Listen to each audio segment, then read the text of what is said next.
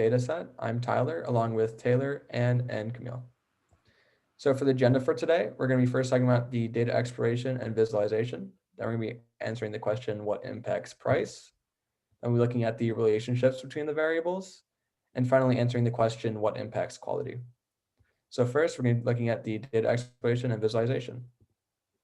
So in this first graph, we're going to be looking at the average points awarded per taster.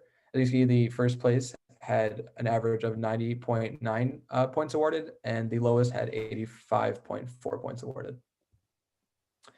This next graph is showing the positive correlation between points awarded versus the price of wine. So as the price increased, the points awarded increased on average. This next graph is showing the average price of wine per country. As you can see, England is by far the leader, averaging $62.5 per bottle of wine, followed by Hungary at $44.25. And in last place, the cheapest bottle of wine on average is Romania with $10 per bottle on average. This next graph is showing the average price of wine per state. California is the leader in this department, averaging $37.10 per bottle of wine, followed by Oregon at $34.25 and Washington at $33.08 per bottle of wine.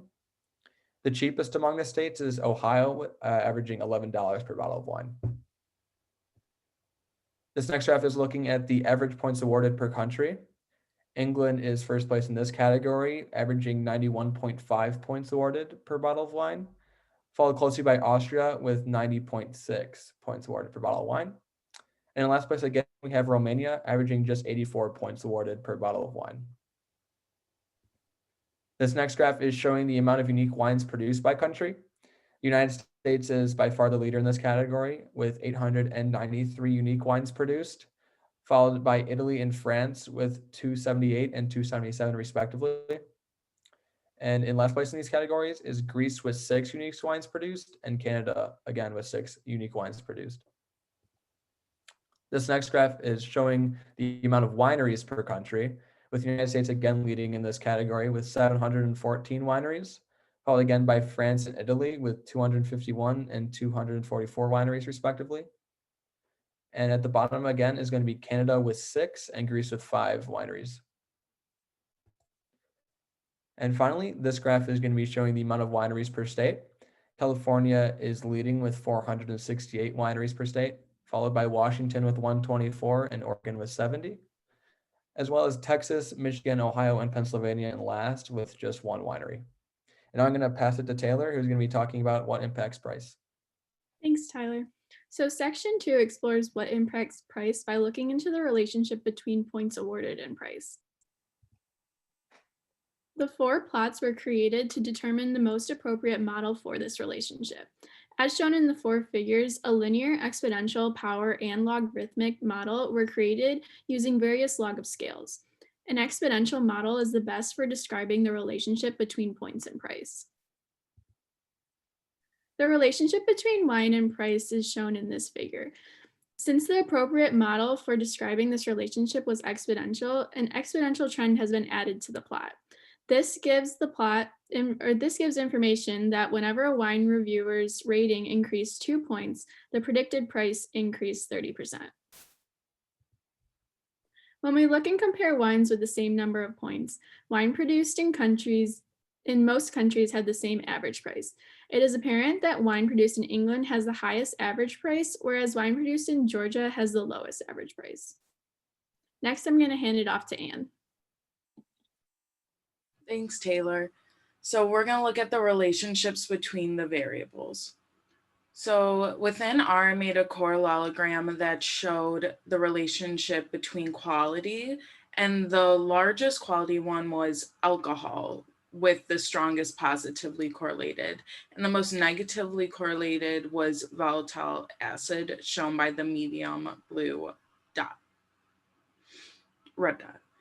In the linear equation between wine quality and alcohol, there's a slope of 0.36, showing that whenever alcohol increases by 1, so will the quality of wine as well. The p-value is small, showing that there's a significant relationship between wine quality and alcohol. And the R value is just showing that there's a lot of variation within the set. And then the relationship between quality and volatile acid, it shows there's a negative slope showing that there's a negative relationship. And then there's the small p-value again showing that there is a significant relationship. And then the R value once again is showing that there is a log variation within the model. Camille's going to be talking next. Thanks, Anne. As Anne mentioned, we are going to be talking about what impacts quality. We want to know what will allow a consumer to sit down and enjoy wine. So the first thing we looked into was controlling for residual sugar and alcohol content, meaning that all the wines had the same residual sugar and alcohol content. And what we saw is that when you increase in pH, it will decrease the average quality 0.8613 points. The next thing we looked into was controlling for density, and that showed that with a 1 unit increase in alcohol level, it will increase quality 0.3914 points. So we also wanted to look into what model would be accurate if we took into consideration all the separate entities of a wine.